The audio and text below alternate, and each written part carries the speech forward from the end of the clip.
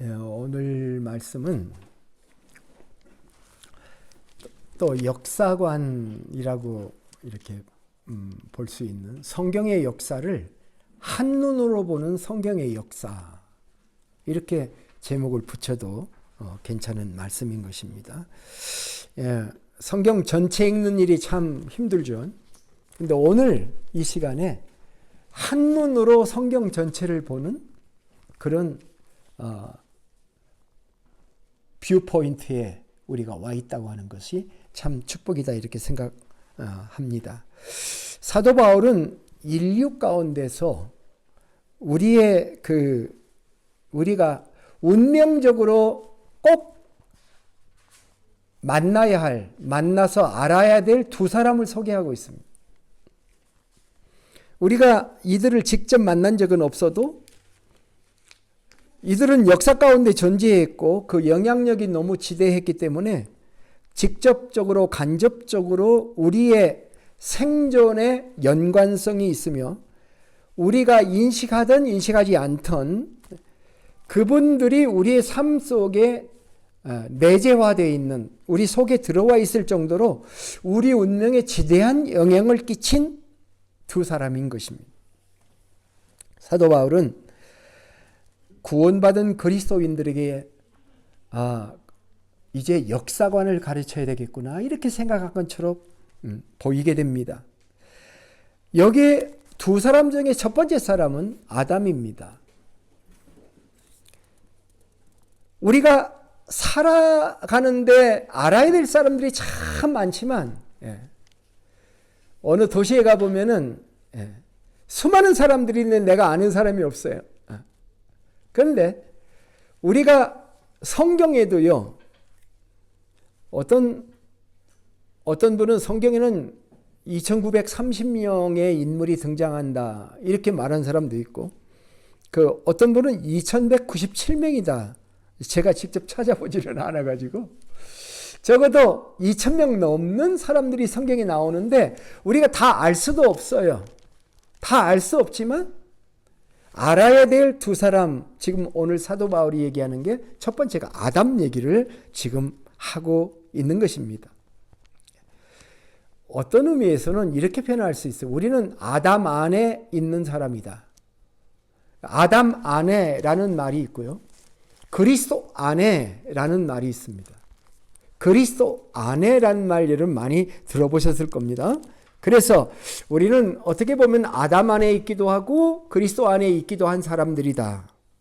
그래서 이제 우리는 이 두 사람을 진지하게 좀 살펴봐야 되겠다는 것입니다. 이 첫 번째 사람이 아담인데요, 이 아담이란 말은 구약 성경에는 99번이나 등장하고 신약 성경에 45번이나 등장하는데 구약의 대부분은 창세기에 나옵니다. 아담. 창세기 2장 19절에 천지를 창조하신 하나님께서 마지막 날에 마지막 창조한 존재가 사람이죠. 그죠? 그 사람을 창조하셨는데 그 사람을 2장에 가서는 아담이라고 불렀습니다. 그런데 사람이라는 말이나 아담이라는 말이나 어원이 같은 말입니다. 어떤 사람은 목사님, 그 첫 창조를 했는데 그 사람이 아담 해서 아담이라고 했습니까? 그게 아니고 아담이라는 뜻은 사람이라는 뜻이기도 하고 또 붓다라는 뜻입니다. 붉은 칼라, 그 칼라에 붓다는 뜻을 가진 아담을 만들어 놓으셨습니다. 아담은, 여러분은 아담처럼 태어나지 않았습니다. 여러분은 베이비로 태어났죠. 베이비로 태어나지 않는 성인으로 지음받은 첫 번째 사람이자, 하와가 그 다음에 있죠. 첫 번째 사람이자 그 다음에는 하와 빼놓고는 없는 마지막 성인으로 지음받은 존재다라고 하는 것을 우리가 알 수가 있습니다. 하나님께서 모든 걸 만들고 마지막에 인간을 만들었다고 하는 것은 그런 의미도 있습니다. 모든 조건을 갖춰놓고 인간을 만든 겁니다. 첫날에 인간을 만들어 놨다면 살 수가 없었을 거예요. 모든 조건을 갖춰놓고 인간을 만들었다. 그만큼 인간은 하나님의 창조의 걸작이다. 그렇게 이야기를 하는 것이죠. 그 후 하나님은 자기가 만든 인간들이 살아갈 수 있는 장소를 선택하셨습니다. 그 장소가 우리가 잘 알고 있는 이든, 에덴 동산인 것입니다. 창세기 2장 8절부터 14절에 보면은 여호와 하나님이 동방의 에덴의 동산을 창설하시고 그 지으신 사람을 거기 두시니라. 여호와 하나님이 그 땅에서 보기 아름답고 먹기에 좋은 나무가 나게 하시니 동산 가운데는 생명나무와 선악을 알게 하는 나무도 있더라. 강이 에덴에서 흘러나와 동산을 적시고 거기서부터 갈라져 네 근원이 되었으니 첫째 이름은 비손이라. 금이 있는 하윌라 온 땅을 둘렀으며 그 땅의 금은 순금이요 그곳에는 베델리엄과 호마노도 있으며 둘째 강의 이름은 기혼이라. 구스 온 땅을 둘렀고 셋째 강의 이름은 힛데겔이라. 아수로 동쪽으로 흘렀으며 넷째 강은 유브라데더라. 여호와 하나님이 그 사람을 이끌어 에덴 동산에 두어 그것을 경작하여 지키게 하시고. 강이 흐르려면 산이 높아야 되겠죠, 그죠? 높은 산이 하나 있고 그 물이 4개의 강으로 흘렀습니다. 그 산은 자원도 풍부하고 보기에 아름답고 먹기에 좋은 각종 나무도 있습니다. 무릉도원, 일종의 전원 생활이죠. 완벽한 조건을 갖춘 전원 생활을 아담 부부가 하게 된 것입니다. 할 일도 있었습니다. 경작하라고 그랬어요. 경작한다고 하는 것은 뭡니까? 논밭을 한다는 그런 말이잖아요. 일을 해야 된다는 것이. 그리고 지키기도 해라. 관리도 해라. 이렇게 말씀을 하고 있어요. 그런데 이 모든 것을 수여해 주신 하나님께서 한 가지 관리 지침을 내려주십니다. 그게 뭐냐면 선악과 문제였습니다. 창세기 2장 16절 17절은 이렇게 얘기합니다. 여호와 하나님이 그 사람에게 명하여 이르시되 각종 나무의 열매는 네가 임으로 먹되 선악을 알게 하는 나무의 열매는 먹지 말라. 내가 먹는 날에는 반드시 죽으리라. 반드시 죽으리라. 이 하나님의 말씀에서 우리가 알 수 있는 것은 이 하나님의 이런 경고는 에덴이라고 하는 그 환경의 삶이 영원한 것이 아니라 이룰 수도 있다. 그렇게 말씀하신 거예요. 인간의 한계를 규정해 주신 거죠. 하나님이 주신 이 모든 것을 네가 누리려고 하면 하나님의 말씀을 순종해야 한다. 그리고 너는 순종할 수가 있다. 물론 순종 안 할 수도 있다. 너의 결단에 그것은 달려있는 것이라는 것을 분명하게 하나님께서 말씀해 주신 것입니다. 이 말씀에는 인간의 자율성, 자유의지, 선택의 권리 같은 것들이 포함되어 있었습니다. 신앙생활에는요, 하나님의 무조건적인 은혜도 있지만 우리의 선택과 결단도 필요합니다. 맞죠? 이것이 하나님의 마음이에요. 이것이 하나님의 성향이에요. 하나님의 형상이죠. 흔히 사람들이 이렇게 생각해요. 하나님은 자기 마음대로 모든 것을 행하시는 전능하신 절대적인 하나님이다. 그런 개념을 가지고 있어요. 막 밀어붙이는. 그러나 우리가 성경을 읽어보면 성경의 하나님은 자기 마음대로 모든 것을 밀어붙이는 절대적인 하나님이 아니라 오히려 상대방의 선택권을 존중하고 배려하시는 하나님이면서 자신의 선택권에 대한 책임도 지시는 것을, 기뻐하시는 것을 중요하게 생각하시는 하나님입니다. 하나님은 네가 먹는 날에는 반드시 죽으리라고 하심으로 만일 선악과를 선택하면 죽음에 이를 것이다 라고 하는 것을 분명하게 말씀하셨습니다. 이 죽음은 육체적인 죽음뿐만 아니라 영적인 죽음. 영적인 죽음은 뭐냐면 하나님과 단절되는 것입니다. 하나님 없이 사는 것을 영적 단절된 상태, 죽음의 상태라고 우리가 성경은 말하는 것을 압니다. 그래서 예수님을 믿고 하나님과의 관계가 다시 회복될 때의 상태를 뭐라고 얘기하냐면 사망에서 다시 생명에 연결된 상태다, 그렇게 표현을 하는 것입니다.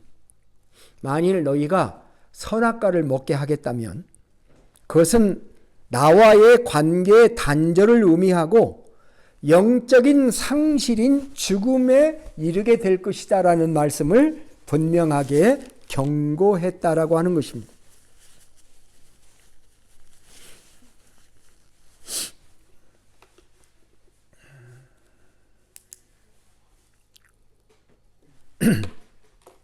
자, 우리는 여기서 왜 하나님이 선악과를 만들었어? 라고 하는 이 되게 진부한 질문이거든요. 이 질문을 던져버릴 수 있는 중요한 포인트에 이르게 됐습니다. 하나님은 스스로의 선택에 의해서 하나님 안에 거하시는 것을 기뻐하시는 하나님이십니다. 갈 데가 없어서, 여러분 주일날 나오셨는데 갈 데가 없어서, 여기밖에 올 데가 없어서 왔다고 하는 거하고 나 갈 데 많어, 안 올 수도 있고, 그런데 왔어 하는 거하고 전혀 다른 것입니다. 하나님은 그걸 원하신다는 것입니다. 하나님은 언제든지 자신을 떠날 수 있는 퇴로를 열어놓으신 분이시다. 자, 이렇게 생각해 보세요. 요즘 이런 이야기들이 있더라고요. 한국의 염전에 외국 노동자들을 불러다가 염전에서 혹사시켜요. 근데 악덕 주인이 외국 노동자가 오면 여권부터 딱 압수를 해요. 그리고 중노동을 시켜요. 예. 그 악덕 주인이죠. 하나님은 그런 분이 아니시다는 거예요. 우리 하나님은 그렇게 하지 않으시는 분에 언제든지 떠날 자유를 주십니다. 다만 떠날 때 나하고 너는 단절될 것이다. 그리고 이것은 영적 죽음을 의미한다. 너는 더 이상 생명으로부터의 에너지를 공급받을 수가 없어. 그렇게 해서 떠나면 나는 너를 다시 안 볼 거야, 그러는 하나님인가요? 그건 또 오해입니다. 만일 하나님께서 퇴로를 열어놓으시고 떠났을 때 너는 나하고 이제 영원히 굿바이야, 그렇게 하나님이 말씀하셨다면 성경은 우리에게 의미 없는 책입니다. 하나님은 절대로 그렇게 하지 않으십니다. 그들이 떠났을 때 성경은 그렇게 간단하게 하나님은 우리를 대하지 않으십니다. 하나님은 이들을 구원할 다른 계획을 가지고 계시며 기다리시며 뭔가 다른 방법을 통해서 되돌아올 수 있는 길을 열어주시는 분이 하나님이신 거죠. 어떤 의미에서 많은 사람들이 에덴 동산을 최고의 천국 개념으로 생각하는데 그건 저는 아니라고 생각합니다. 에덴 동산은 하나님과 인간의 관계를 설정하는 훈련장이었던 것입니다. 그것은 그가 하나님의 사랑받는 청지기로 계속 살 수 있는지를 테스트하는 현장이었던 것입니다. 그가 하나님과의 교제를 계속 나누며 하나님의 말씀을 순종할 수 있는 존재인가 하는 것을 시험하는 장소였고 시험하는 기간이었습니다. 요즘에 말입니다. 인공지능이 굉장히 주제입니다. 인공지능 시대예요. AI를 만들어요. 근데 AI를 만드는 인간의 마음이 참 특이합니다. 이들에게 자율 결정권을 쥐어주고 싶어 하지를 않습니다. 어느 정도 인포메이션을 제공한 안에서 자기가 정리해서 뭐를 말하고 이렇게 할 수 있게는 하지만 말입니다. 영화에 보면 그런 영화가 있죠. AI가 인간의 지배를 받고 싶지 않아서 AI가 반란을 일으키죠. 그런 마음으로 AI가 스스로 반란을 일으키지 않는 범위 안에서 AI를 만들어야 되겠다는 개념이 인간의 머릿속에 가득 차 있어요. 그렇죠? 그걸 걱정하잖아요, 요즘. 그런데 하나님은 그렇지 않으십니다. 하나님께서는 자율권을 주십니다. 스스로의 결정에 의해서 하나님을 반할 수 있는 자율권까지 허용하시는 분이시다. 그런데 불행하게도 아담은 하나님의 청지기로 사는 것보다는 에덴 전체를 소유하고 싶어 했던 것 같습니다. 금단의 열매를 따먹고 싶어하는 마음이 그 속에 있었습니다. 하나님이 그거 모르셨을까요? 아셨습니다. 그러나 하나님은 그것을 막으려고 하는 어떤 조치를 취하지 않으십니다. 동산 가운데 생명나무도 있었고 선악을 알게 하는 나무, 선악을 알게 하는 나무를 한마디로 줄이면 선악과가 되지 않습니까? 선악과를 두었는데 아담이 못 따먹게 철조망을 치지 않았습니다. 아담이 접근하지 못하도록 아예 전기 철조망을 좀 쳐놓으시지. 하나님은 아담이 접근하지 못하도록 철조망도 안 치셨을 뿐만 아니라 뱀도 접근하는 것을 그냥 내버려 두셨습니다. 저는요, 성경을 읽다가 어떤 때 이런 생각을 해봤어요. 뱀을 보내신 게 하나님이 아니실까? 그런 생각까지 해본 적이, 이건 성경에 안 나와 있으니까 제 말을 또 전하면 안 돼요. 잘못하면 이단 시비에 걸려. 제 생각을 그렇게 해봤어요. 철조망도 안 치시고 뱀이 접근하는 것까지도 하나님 모르셔요? 존재하신 안에 다 아시죠. 그걸 막지 않으시잖아요. 마치 하나님이 보내셔서 아담을 테스트한 것과 같은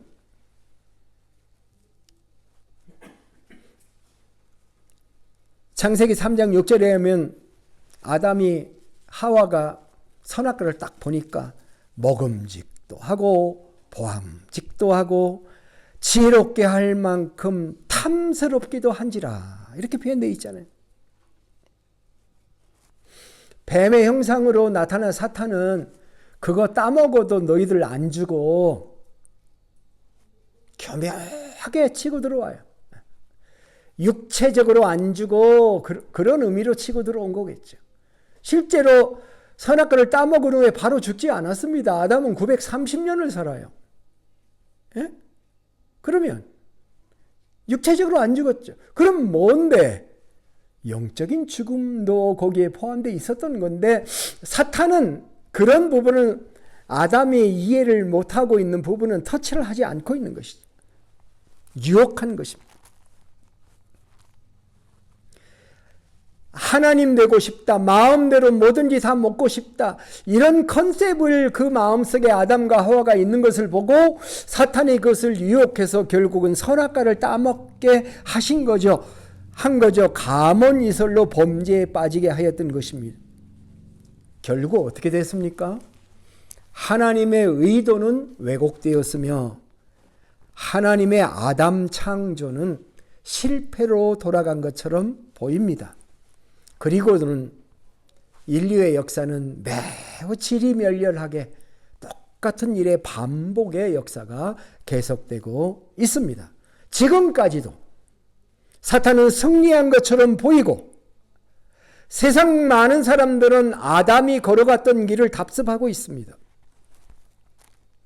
그래서 온 세상에는 살인과 강간과 폭력과 집단 이기주의와 물질 만능주의와 외모 지상주의의 길로 이 세상은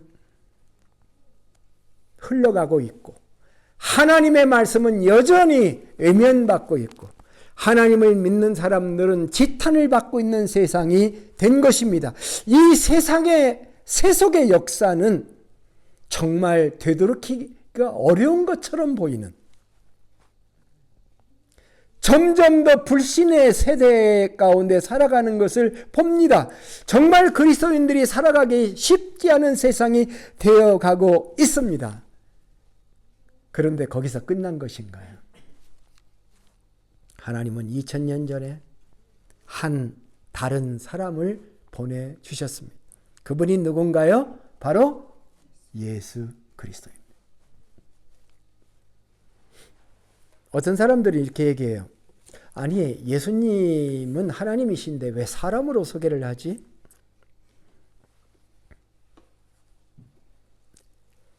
요한복음 1장에 보면은 예수님이 하나님으로 설명이 되어 있어요.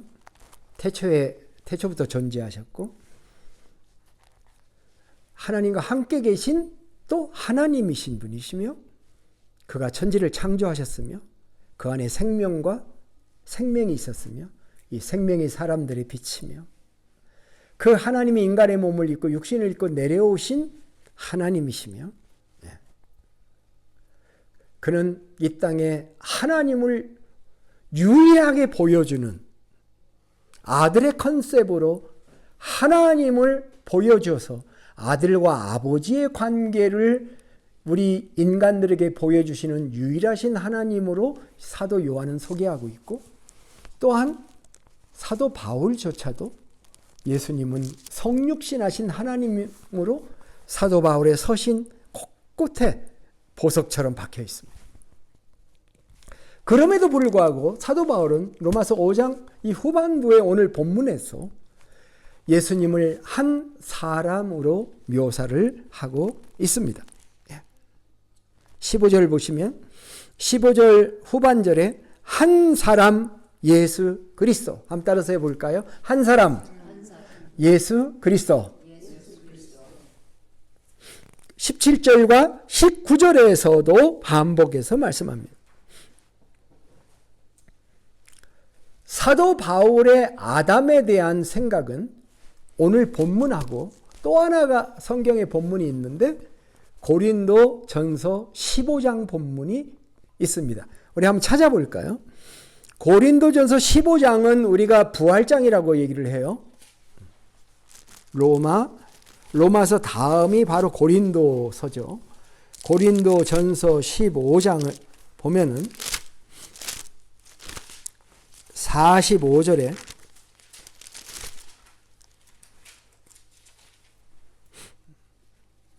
(45절) 47절에 기록된 바 첫사람 아담은, 여기 아담을 첫사람이라고 그랬죠. 생령이 되었다 함과 같이 마지막 아담은 살려주는 영이 되었나니. 예수님을 뭐라고 말하고 있습니까? 283페이지. 첫사람 아담, 예수님을 마지막 아담이라고 얘기를 하고 있구나 하는 걸 알 수 있어요. 근데 두 사람은 본질적으로 다르다 이게. 283페이지에 고린도전서 15장이 있는데요. 거기에 없으면 325페이지에 있어요. 둘 중에 하나 가보세요. 첫사람 아담, 이건 아담이죠. 마지막 아담, 이건 예수님을 얘기한 거예요. 근데 첫사람은 생령이 되었다, 수동태예요. 그런데 마지막 아담은 살려주는 영이 되었다 그랬죠? 능동태입니다. 본질이 달라요. 같은 사람이에요. 마지막 아담이라고 예수님이 여기에 기록되어 있습니다. 46절. 그러나 먼저는 신령한 사람이 아니요 육의 사람이요 그 다음에는 신령한 사람이라. 아담은 육의 사람이었다는 거야. 그러나 예수님은 신령한 사람이라는 거예요.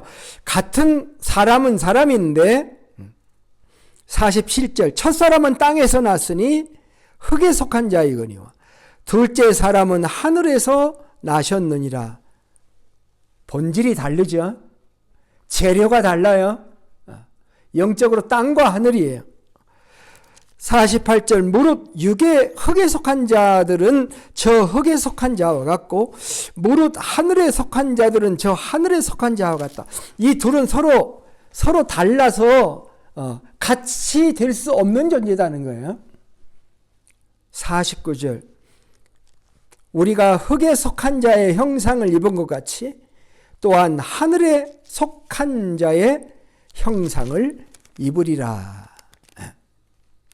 자, 47절까지만 봐도 되겠어요. 어쨌든 이 말씀을 보면은 예수님을 마지막 아담이라. 이 아담이란 뜻이 사람이란 뜻도 된다고 그랬죠. 그죠? 그러니까 예수님을 마지막 사람이라 그렇게 얘기를 하고 둘째 사람이라고도 얘기를 하고 있어요. 그 본문 말씀에 보면은 둘째 사람은 하늘에서 나셨느니라. 그러니까 이 구도 아담과 예수님을 대표성입니다. 인간의 대표로 지금 두고 이 두 존재를 서로 비교해 보고 있는 말씀이 오늘 말씀인 것입니다. 바울 사도가 이렇게까지 하나의 역사관을 보는 것은 왜 이렇게 하였을까요? 그것은 아담과 예수를 통해서 하고자 하시는 하나님의 의도를 보았기 때문인 것입니다.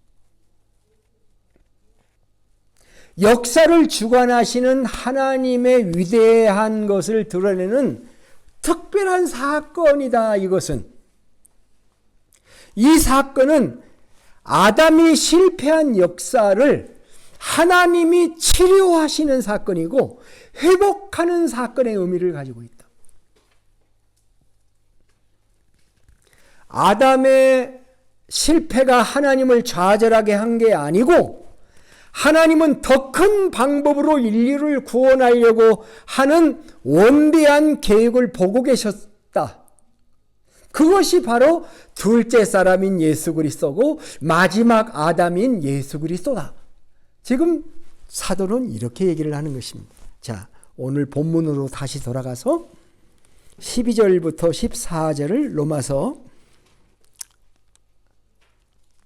5장 12절부터 14절로 다시 돌아가면 이렇게 되어 있습니다. 이 사실을 바울은 정리합니다. 그러므로 한 사람으로 말미암아 죄가 세상에 들어오고 죄로 말미암아 사망이 들어왔나니 이와 같이 모든 사람이 죄를 지었으므로 사망이 모든 사람에게 이르렀느니라. 죄가 율법 있기 전에도 세상에 있었으나 율법이 없었을 때에는 죄를 죄로 여기지 아니하였느니라. 그러나 아담으로부터 모세까지 아담의 범죄와 같은 죄를 짓지 아니한 자들까지도 사망이 왕노릇하였나니 아담은 오실 자의 모형이라. 자, 이 말씀에서 우리가 중요하게 생각할 것은 이런 두 가지입니다. 첫째는 아담 때문에 죄가 세상에 들어왔다. 맞죠? 두 번째는 이 죄가 아담부터 모세까지의 모든 사람의 죄가 되었다. 이렇게 얘기를 하는 것입니다. 아담의 죄를 우리가 뭐라고 얘기합니까? 원죄라고도 하죠. 아담의 죄로 말미암아 그 영향력이 우리 모든 사람에게 왔기 때문에 그것을 오리지널 신, 원죄라는 표현을 우리가 합니다. 사실 인간의 역사를 보면 선악과를 따먹는 역사입니다. 금단의 열매를 따먹고자 하는 열망이 모든 사람에게 있습니다. 사람들은요, 계명을 주면 그 계명을 받기는 하는데 그 계명을 깨트리고 싶어 합니다. 그들의 마음속에 하나님의 계명을 거절할 뿐만 아니라 자기가 하나님이 되어서 그 계명을 농단합니다. 판단하고 내가 그 계명을 따라갈 것인가 안 따라갈 것인가를 내가 정하니까 내가 하나님의 자리에 앉기를 원하는 것이 인간의 모습이죠. 그래서 이런 강력한 죄성이 아담에게 있었고 아담의 후예인 우리들에게도 있어서 아담으로부터 모세까지 아담의 범죄와 같은 죄를 짓지 아니한 자들에게도 실제 그런 경험을 하지 않았어도 똑같이 사망이 왕노릇하게 되었다. 그렇게 해서 인간이 왕이 된 것처럼 보이는데 사실은 사망이 왕노릇했다. 사탄이 왕이 된 것이고 사탄이 왕처럼 승리하게 되었다. 사탄의 계교가 승리해서 인간에게 죽음이 왔기 때문에 하나님은 망하신 것과 같은 결과를 받게 되신 겁니다. 그런데 여기에 놀라운 반전이 있습니다. 그 반전이 뭐냐고 하면은 14절 후반부에 나오는 그 단어 한번 따라서 해볼까요? 아담은 오실자의 모형이라. A pattern of the one to come. 하나의 패턴이라는 것이 오실자의 패턴이라는 것입니다. 사도는 아담에게서 오실자 예수 그리스도를 본 것입니다. 장구한 시간의 역사를 뛰어넘는 거룩한 역사의 흐름을 지금 사도는 보고 있는 거죠. 사도는 아담부터 모세를 거쳐서 예수 그리스도까지의 그 오랜 기간을 지금 한눈으로 보는 역사를 정리하고 있는 것입니다. 시간으로는 수천 년이 지나가지만 그 시간을 꿰뚫어 보는 하나님의 시선, 그 시선을 사도 바울은 발견하게 된 것입니다. 아담이야말로 오실자의 모형이다. 모형은 뭡니까? 있는 것을 만들어 놓은 것이죠. 자, 소크라테스라는 사람이 있고 소크라테스의 모형이 있습니다. 모형은 소크라테스가 아닙니다.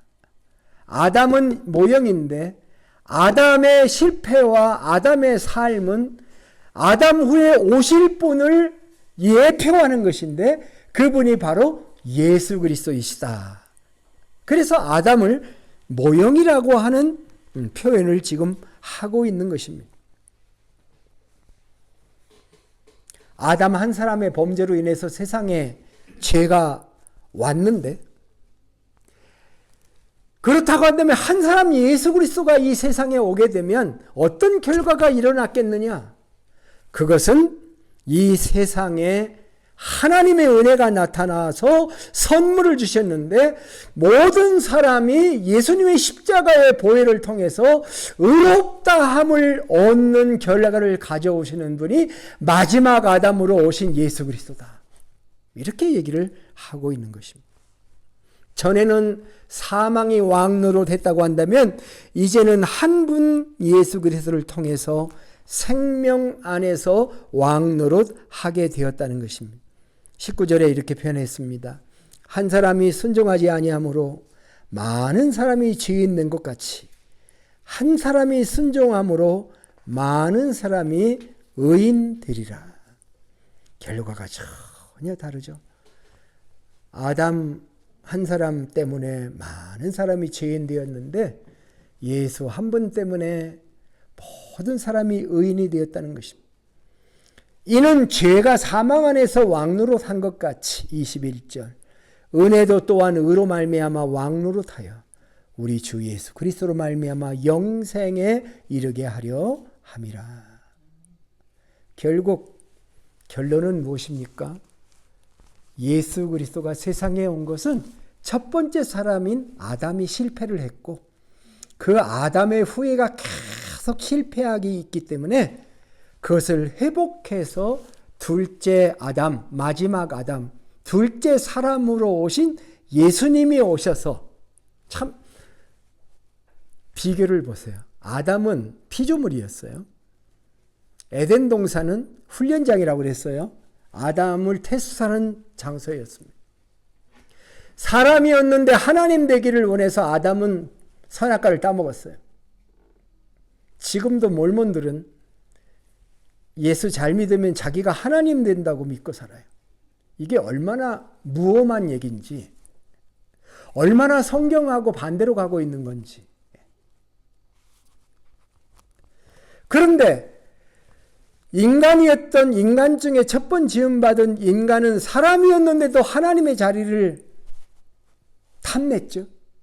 그런데 하나님이신 예수님이 인간의 몸을 입고 이 땅에 내려오셨는데 그 하나님이신 예수님이 이 땅에 내려오신 마지막 아담으로 둘째 사람으로 내려오신 그 예수님은 하나님의 모든 권리를 포기하시고 아버지께 순종하셔서 지상의 삶을 사셨고 십자가에 죽으시고 죽기까지 복종하셨다라고 하는 것입니다.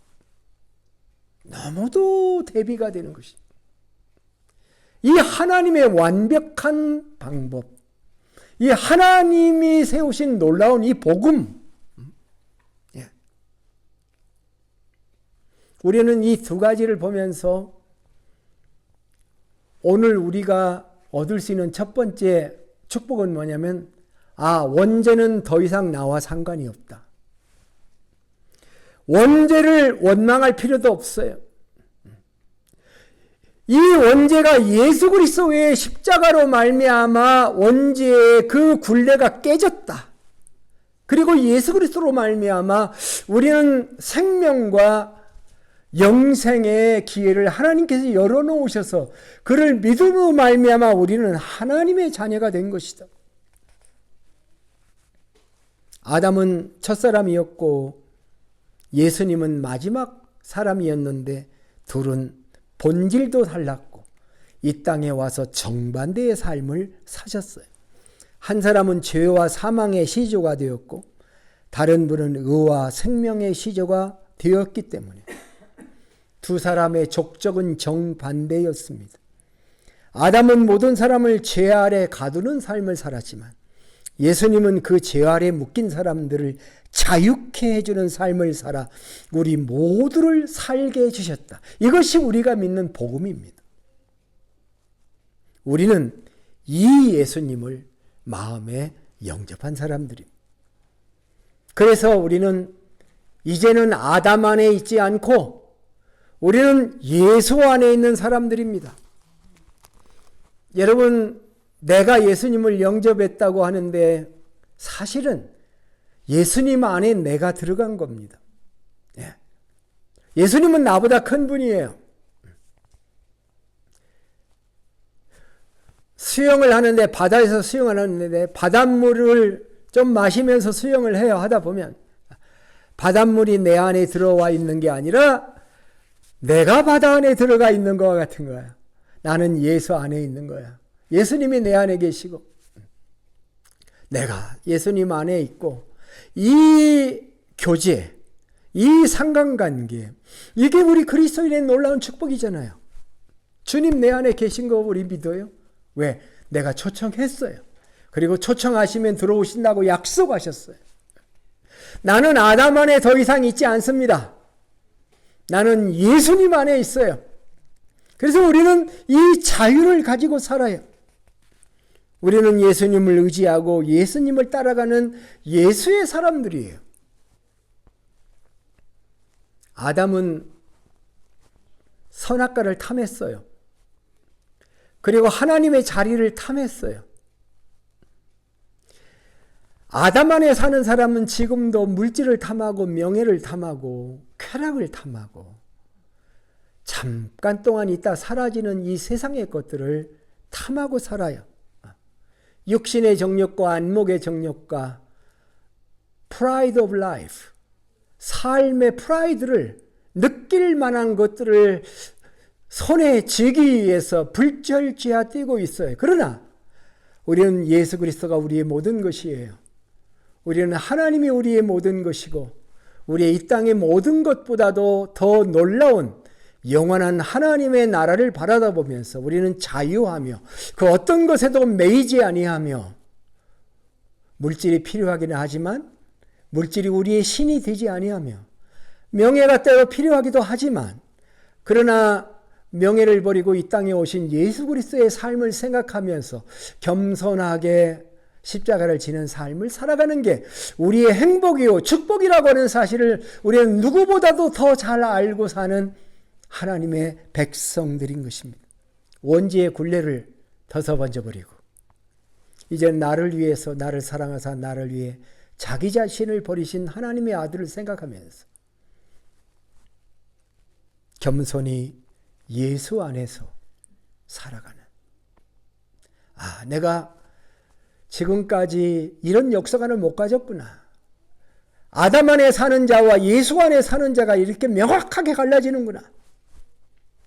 나는 예수 안에 있는 자이니 아담 안에 있는 자이처럼 살지 않고 세상을 사랑하지 않고 주님 사랑하고 살아가야 되겠구나. 놀랍게도 예수 그리스도 안에는 아름다운 것들이 얼마나 많이 있는지 모릅니다. 제가 예수 안에 in Christ 안에 있는 성경 본문들을 다 찾아 한번 나름대로 정리해 보니까 예수 안에 13가지가 있는 구절들을 봤어요. 더 많아요. 예수 안에는 생명이 있고 그 생명은 영원한 생명. 잠깐 살다 죽는 육체 생명이 아니고 그것을 뛰어넘는 영원한 생명. 예수 안에는 죄사함이 있습니다. 우리가 주님 안에만 들어가면 죄사함이 있어요. 이건 본질이에요. 어떤 용기 가운데 거기에 뭘 하나 떨어뜨리면 거룩한 정결한 물이면 치유하는 물이면 뭐를 떨어뜨리면 떨어지는 순간 그것을 다 치료해 버리잖아요. 마찬가지로 예수 안에는 치료함이 있어요. 우리가 자백해야 되지만 자백 안 해도 주님 안에 있다면, 이게 성경 말씀이에요. 제가 예수 안에 있는 13가지를 지금 얘기하려면 원고에는 있어요. 2장을 해야 되는데 그냥 대명사만 이렇게 주고 지나가려고 해요. 언젠가 한번 더 디테일하게 했으면 좋겠는데 예수 안에는 죄사함이 있어요. 예수 안에는 거룩함도 있어요. 예수 안에는 믿음도 있고 사랑도 있어요. 은혜도 있어요. 자유도 있어요. 예수 안에는 항상 우리를 향한 하나님의 뜻이 있어요. 상급도 있습니다. 평안도 있어요. 확신도 있어요. 소원도 있고 예수 안에는 다른 사람을 구원해내는 능력도 있어요. 예수 안에 한 가지 있는 것은 박해도 있다고 나와 있어요. 그러나 우리가 가지고 있는 그 아름다운 것들에 비하면 그것은 정말 아무것도 아니에요. 예수 안에는 동역자도 있더라고요. 동역자도. 그리스도 안에. 우리가 다 함께 주님 안에 있는 동역자들이.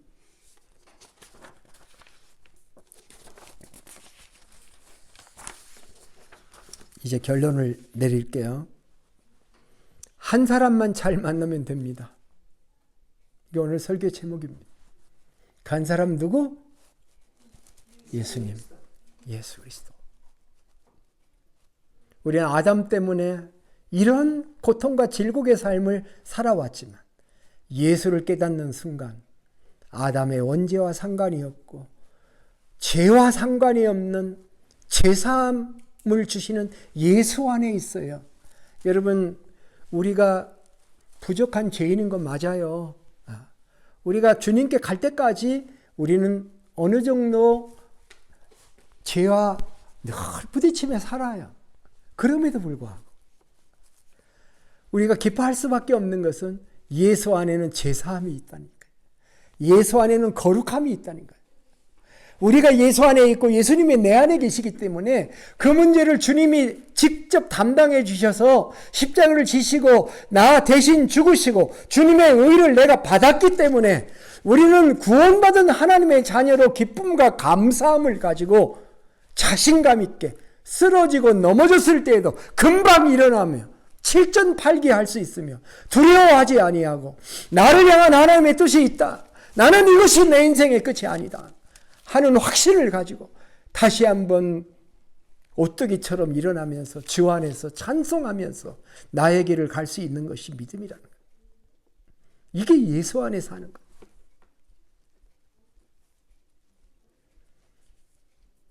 예수님을 만나지 못했다면 우리는 여전히 죄책감과 좌절감과 절망감과 무력감 속에서 내 인생을 살아갈 수밖에 없어요. 그러나 예수 그리스도 때문에 제사함으로부터 시작해서 많은 확신을 가지고 이 땅에 살아갈 수 있는 것. 이게 역사를 보는 눈이에요. 한 사람 아담으로 죄가 세상에 왔으나 한 사람 예수 그리스도로 말미암아 의가 세상에 와서 우리는 이 예수 그리스도를 통해서 하나님의 자녀가 되고 영생을 얻는 하나님의 백성이 되었다. 이 확신을 가지고 담대하게 세상을 바라다보며 승리하시는 주님의 자녀들이 되시기를 주의 이름으로 축복합니다. 아멘. 기도하겠습니다. 아버지 하나님, 참 감사합니다. 아담이 범죄에서 실패했을 때 하나님은 마지막 아담으로서의 예수 그리스도를 생각하시고 구원의 계획을 세우시며 기다려주신 하나님의 은혜를 감사합니다. 주님도 우리를 얼마나 기다려주셨는지 평생에 방황한 우리의 삶에도 떠나지 아니하시고 우리를 찾아오셔서 우리 곁에서 우리의 구주가 되어주신 하나님의 은혜를 참으로 감사합니다. 마지막 사람이요 마지막 아담이신 예수 그리스도 주님을 만났기 때문에 우리가 일어설 수 있는 것을 참으로 감사드리고 주님이 걸어갔던 길을 우리도 걷게 도와주시고 주님의 제자의 길을 내 생명 다하는 날까지 감당할 수 있는 저희들 되도록 주님 도와주세요. 예수 안에 있는 그 무한한 자원과 능력을 우리에게 주신 하나님을 찬송하며 존귀하신 예수님의 이름으로 기도드립니다. 아멘.